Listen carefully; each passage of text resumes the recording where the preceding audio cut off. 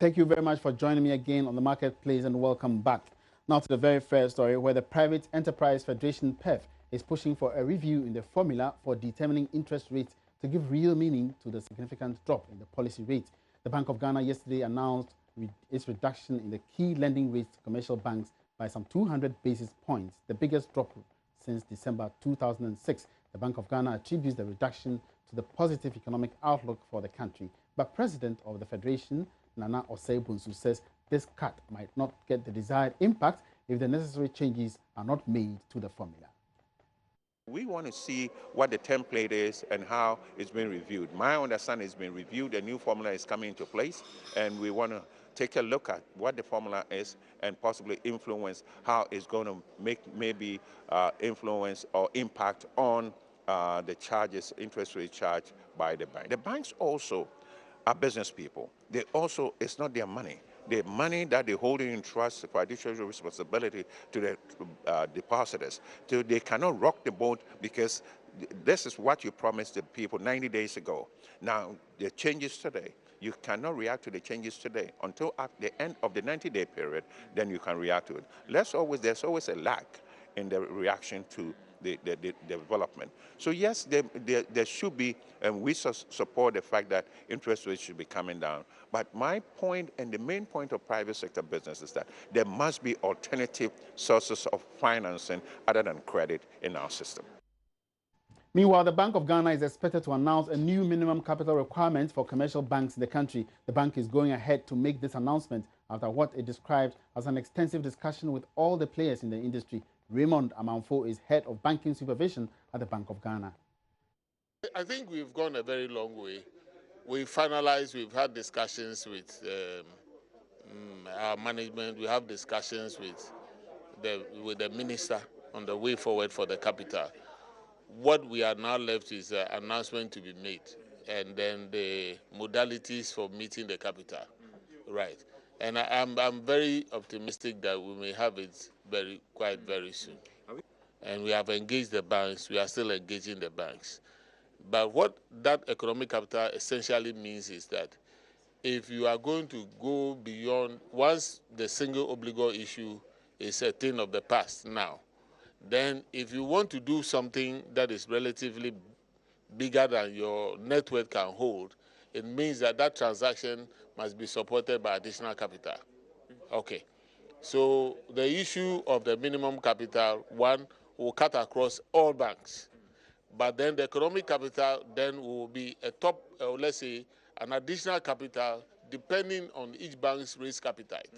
So if you want to take more risk beyond the capital, your level of capital, the capital level that can be contained, then you have to up your capital. And so staying within the banking industry, some banks operating in the country are adopting a new strategy for recovering their loans and other financial liabilities from various small and medium-scale enterprises. The name and shame approach, according to them, aims at reducing the high incidence of non-performing loans in the industry. This was disclosed by Head of Public Affairs at the Royal Bank, Dr. Ban Nuakon, who was addressing participants of this year's EduFair Royal Quiz competition in Accra. He said the bank will initiate this approach starting from next week. Contracts, you normally need a good legal people to be able to draft the appropriate contract, okay? So the legal department is also a key component. When the people are refusing to pay and we need to go to recoveries, one of the options is what? To do what? Go to court, isn't it? On Wednesday, you will see a list in the newspapers. I'm publishing a list of some companies that have defaulted. When I sent them notices that I'm going to publish their name, almost all of them came and started paying. So we call these people willful defaulters. They are willfully causing financial loss to who? The bank. They are willful defaulters. So such people who are recalcitrant, what do? You take them to court and recover, okay? So it is not always in the interest of the bank to go to court, because the court process, as you all know, justice grinds, isn't it? Slowly. The wheels of justice grind slowly. Meanwhile, we need the money. The fact that somebody has taken my money and has not paid back doesn't mean that the person who lent me the money, when he comes back, I should say, the guy hasn't paid, so go and come back. I have to go and borrow. You understand? That's the reason why I treat those who are not paying, with, I can't treat them with kid gloves because they are causing me further loss. It's on the marketplace, and the Ghana cedi continues to make some strong gains on the interbank market. It opened yesterday at 4 Ghana cedis 21 pesos, but closed trading at around 4 Ghana cedis 30 pesos. Analysts are attributing the cedi's record performance in just a week to a sharp decline in demand for dollars to support imports. So what kind of monetary and fiscal measures should also be implemented to sustain this performance? Amagati is president of the Association of Treasurers, Bank Treasurers and Currency Dealers. When the budget was read, there was renewed confidence in the economy. It was generally received positively by the external investors. And so we saw that the exits from the market stopped, and we actually had external investors trying to invest back into the market.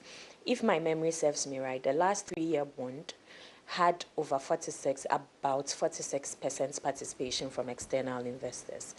And with the inflows from the external investors, it had a positive impact on us. So we saw our cedi starting to appreciate. So there's a bit of speculation. They are of the opinion that rates will continue to fall. So we see that there is no demand on the market. So basically, if I also get you, most of these businesses that are exposed to dollars or are dealing in dollars are more of a wait and see because they think that things will appreciate. So they're not demanding more for dollars. At all. So there's almost no demand in the market at the moment. I mean, normally, with the normal trend, April is quite slow because we find that people have already imported against Easter already. And then it picks up again in May or June. And then in August, it picks up really well because people are trying to stock up for Christmas. But now that everybody is kind of waiting to see what's going to happen, there is no demand even in March. So we think that the rate will continue to trend downwards. Today on the interbank markets, we are trading around 4.36, 4.37. I guess market dynamics will decide whether it's sustainable or not. But I wouldn't say it is forced. It is not. So it is really market dynamics playing a part in this. So I think it is sustainable. And let's now get to Parliament, where the minority in Parliament is raising red flags over what it says is an overload of projects at the office of the President for the 2017 financial year, a situation it describes as dangerous. Parliament on Monday approved a budget of 1.56 billion cedis for the Office of Government Machinery for the year 2017, an amount the minority describes as exorbitant. For instance, the minority says plans by the President's office to directly supply farming inputs to farmers and undertake sanitation programs is uncalled for. Minority spokesperson on finance, Arthur Folsom, told a media briefing on Monday the move will hamper the effective implementation of these projects. You have the Ministry of Agric, and you are going to send money to the Office of Chief of Staff for the purposes of Agric inputs. What is the Ministry of Finance? What is the use of the Ministry of Agric? That the Chief of Staff's office has the requisite knowledge on agriculture to procure agric input that is required by this country. Do they know about it? It's a question we want to ask. We also want to find out that One Village, One Dam, Water for All projects are indeed projects that should go to water resources and sanitation. But now we are going to see the Chief of Staff's office going to take care of water project, One Village, One Dam. Sanitation project is now going to be done by the Office of the Chief of Staff, not the minister. So you will now see Zoom Lion's office taking care, or now going to the Office of Chief of Staff. They will now take care of sanitation. The water project, the Ministry for Water Resources and Sanitation and Water Resources, has 25 million, the whole ministry, for CAPEX. And 25 million, one project under the Office of the Chief of Staff, the sanitation project, is 44 million, far bigger than what the ministry is going to get. So you've created a ministry, but you are depriving them from the resources to work. So why did you create a ministry? This is our concern. What also saddens us clearly is when you go to goods and services.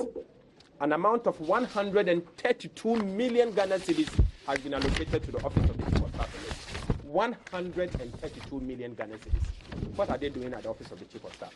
In fact, 132 million Ghana cedis in terms of goods and services is more than Parliament of Ghana's goods and services of 1.7 million.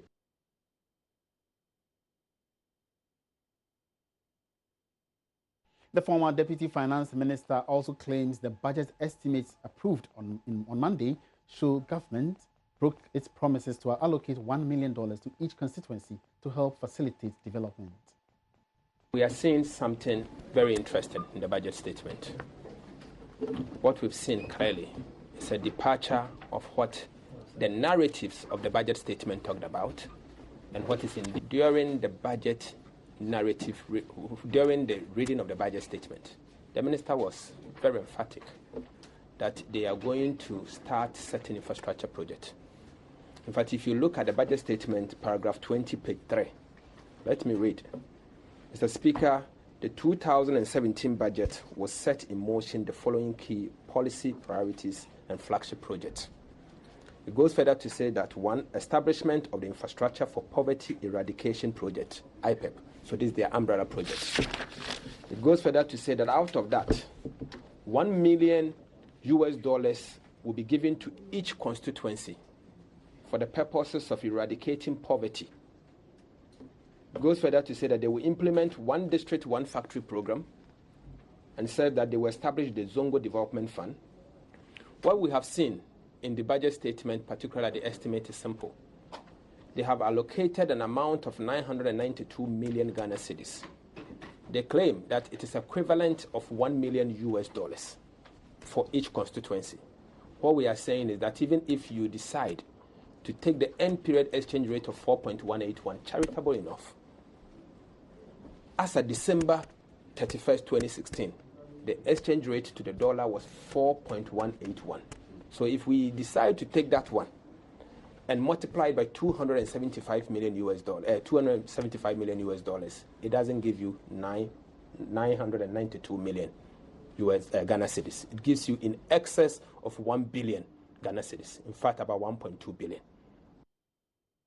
All right, so let's still stay a little longer in Parliament, where we understand the Deputy Minister Designate for Finance, Kweku Kwarteng, has been appearing before the vetting committee to answer some questions, and we are joining our correspondent live from Parliament on phone, Joseph Opoku-Gakpo, to give us some updates. Good afternoon, Joseph. And what has the Deputy Minister Designate been telling the Finance, the vetting committee? Well, he's been responding to questions on a broad range of issues. Issues about some of the promises that the NPP made during their campaign, and also questions about the 2017 budget statement that was delivered recently. At the very early stages of his vetting, the minority leader, Haruna Iddrisu, raised an issue that he asked him to respond to. But the minority leader indicated that he has information that the Ministry of Finance has been writing to some companies which were actually given tax exemptions during the previous regime, and these tax exemptions actually went to Parliament, and Parliament approved them. But he says that the Finance Ministry has been, writing to these companies and essentially revoking these tax exemptions. And so he was asking Kweku Kwarteng to comment on whether it is legal or otherwise, and whether the Finance Ministry can go ahead and revoke those tax exemptions without recourse to Parliament.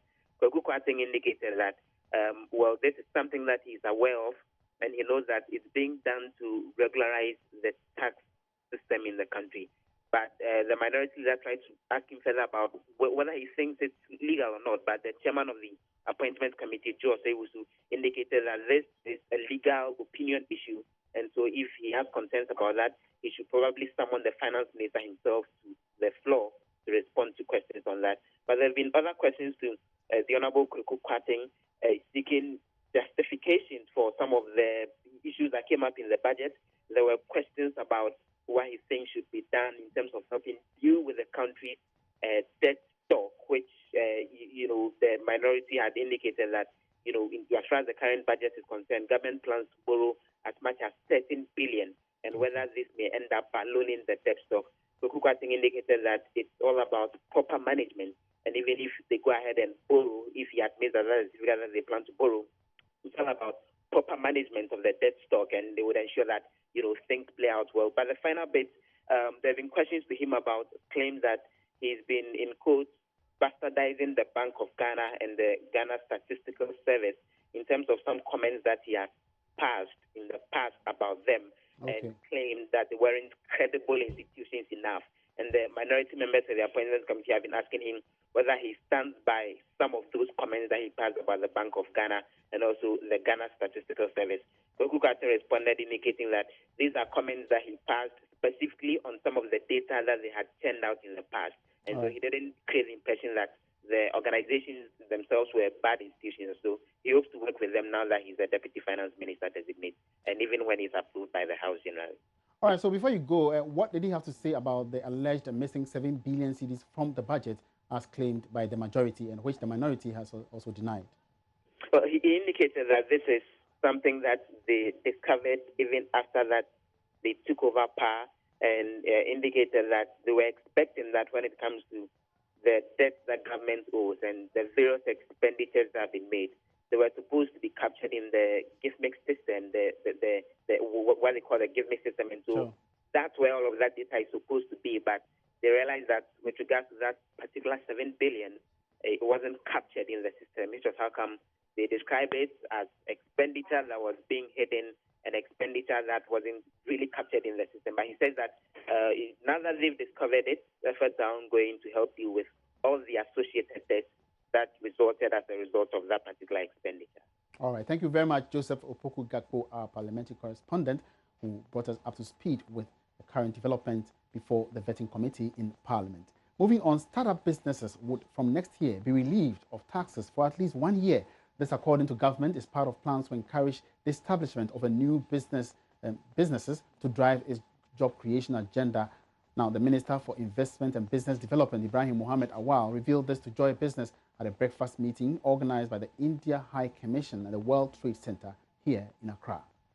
The tax break should offer some respite to especially startups that reportedly find it hard to survive beyond the first year due to operational and financial challenges.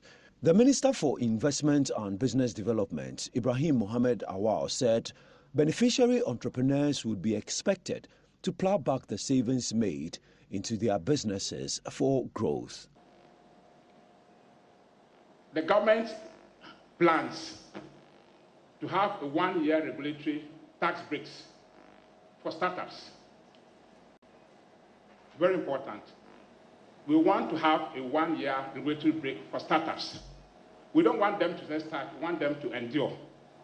Out of every 100 companies that start in this country, about 8 of them collapse before they get to 5 years. It's not good for us. And out of that, we have a very big 80%, 90% SMEs, and then we don't have the middle, what we call the missing middle. We don't have middle big companies in this country. You have very small ones that are not formalized. It's difficult to even tax them. So again, one initiative that government has put in place is to ensure that there is a clear identification system. We are starting this year, and then we hope to cover every Ghanaian within 2 years. We want to remove all the bottlenecks to business, and I want you to support us in that. We've set up, this at the Ministry of Business Development, to elicit complaints to be sure how we can remove all the bottlenecks to business. We cannot do it alone. We are a government that believes that the government's work is to create the framework, and the private sector must come in and develop. We are going to be conscious on that, and we are going to focus on this area. On his part, the Indian High Commissioner to Ghana, Birender Singh, praised the new government's drive to stimulate business growth, which he says makes it more crucial for the two countries to deepen trade and investment ties. India and Ghana enjoy a very robust bilateral relationship. The seeds were sown even before the independence of both the countries, and the relationship has been further nurtured by the successive leadership of both the countries. And we are very happy that India is one of the strong developmental partners of Ghana. Our developmental partnership has already crossed $500 million mark, and recently we had signed $398.33 million bias credit agreement under which a railway line would be laid down from Tema to Akosombo. We also signed a sugarcane cultivation concession line of credit, which would be helpful in making the Komenda sugar factory a commercially viable option. The government of India has approved a US $150 million line of credit for agriculture mechanization, and I think the Ghanaian government is working on obtaining the necessary approvals. The breakfast meeting was organized under the theme Promoting India-Ghana Business Relations Through Trade and Investment. Now let's look at an interesting development in the aviation industry. And Ghana is to fully open its airspace to 18 other African countries on the 1st of June this year. This follows the signing of the Yamoussoukro Declaration. It committed 44 countries to deregulate air services and open up regional air markets to transnational competition. However, the implementation of this convention has been slow, with expected benefits yet to be fully realized. In an interview with Joy Business, Director General of the Ghana Civil Aviation Authority, Simon Alote, stated that African countries stand to gain much from this initiative. The Yamoussoukro decision signed by the AU Heads of States in 1998, and AU has decided that because of the slow pace of implementation of the Yamoussoukro's decision, states should sign a solemn commitment or declaration to fully implement the YD or Yamoussoukro decision. Ghana is among 19 African countries which have signed that declaration. And come 1st June 2017, all those 19 states have pledged to fully open their markets to other carriers of those 19 states. So that's the first step. So we're really moving towards the creation of the single African air transport market. What it will mean is then in planning your route schedule, if you're a carrier, you know your market is not just those restricted routes, but the entire African continent is your market. So airlines will now be able to plan more strategically, maybe lift a passenger from Accra to Lomé, instead of coming back empty to Accra and going to, let's say, Algiers. From Lomé, you could still pick passengers, then continue to Algeria. It gets to Algeria, comes to Accra. Accra decides to go to Nouakchott to Timbuktu or wherever. It's like, I don't want to use the word trot-rolls. You see the way they operate in Ghana. They go pick anywhere, they go on a route. This is what we want to aim at, and it will really. All right, so a positive development for the aviation industry in Ghana. Now, away from that, the illegal mining menace continues to be the bane of the country's mineral resource development. The practice has led to widespread pollution of water bodies and eventually pushing the country to the brink of a water crisis. The Lands and Natural Resources Minister John Peter Amewu has been engaging Chinese authorities in the country to try and curb the practice. As a first step in the process, Ghana intends to track the over $2.3 billion worth of gold exported to China last year. Also, we come here to transfer some information to our Shaolin population about the China's policy and the Ghana's policy about mining. And also, we come here to discuss with our Shaolin population, let them to respect the Ghana's law and some related regulations, and also advise them to make some other business here, not only mining.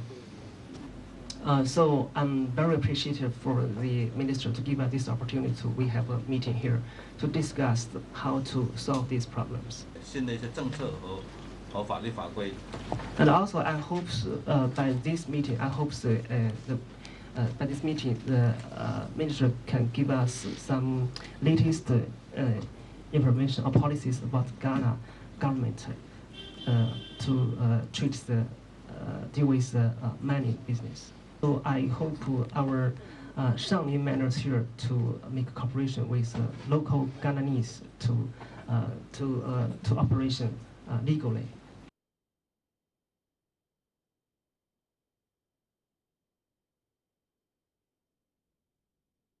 All right, so that was a session of the Chinese community. Meanwhile, Member of Parliament for Upper Denkyira West is cautioning government against flushing out Galamsey operators in the area.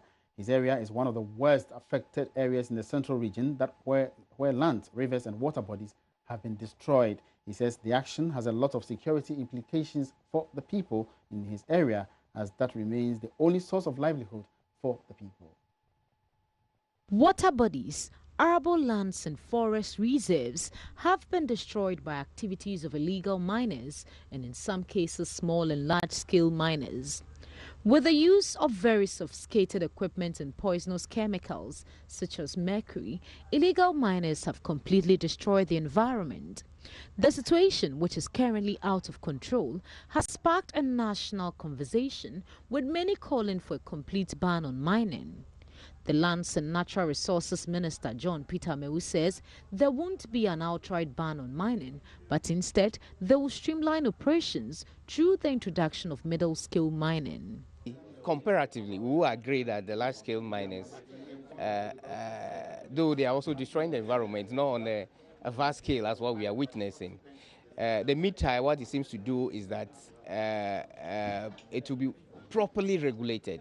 The sizes of the acreages are going to increase in numbers, and so that there will be some element of regulation, proper regulation. If you are coming for a mid-tier regime, it's just going to be the same as the large-scale regime. And so the small scale, we're going to take out the use of the heavy earth-moving equipment that we are seeing currently. The excavators, the D6, the D8, we'll take that one out from the... The involvement of Chinese nationals in illegal mining is a common practice in Ghana. The Chinese mission in Ghana hopes to help government address the menace. A delegation from the Chinese embassy who paid a courtesy call on the Minister of Lands assured government of its commitment to deal with recalcitrant nationals. And also we come here to discuss with our Shaolin population, let them to respect the Ghana's law and some related regulations, and also advise them to make some other business here, not only mining. So I'm very appreciative. All right, so still on mining, the Chief Executive of the Minerals Commission, Dr. Tony Orbin, says Ghana has not succeeded in ending illegal mining, also known as galamsey, mainly because some high-profile personalities are engaged in the practice. He, however, believes a strict enforcement of the country's laws without fear or favor should be enough to deal with the menace, which has destroyed several rivers and streams in some parts of the country. He was speaking earlier on the Pulse. The kind of people there you will not believe. You will find big people, big politicians, big religious people, people praying for others to go and do galamsey and make money and all that. But the most exciting thing for now is the mobilization of public opinion. I can see there is huge public opinion now against illegal mining. There were times when I have been in the system for quite some time, I understand. When we spoke about illegal mining, people would easily come and say, oh, but these are being done by poor people, they are aching out a living. I have seen some NGOs, and even sometimes the media also jumping quickly into the side of the illegal miners. But now things have come to a head because of its serious devastating impact that we see. Now we, in the next, between now and maybe 5 years, if we are not careful, we will have to import water to drink. And so seriously, now the public's opinion is in favor of an action to stop illegality. We should stop those who are doing the illegal. And that will be it for this afternoon's edition of The Marketplace. Many thanks for watching. My name is Emmanuel Abwachi. Have a great afternoon.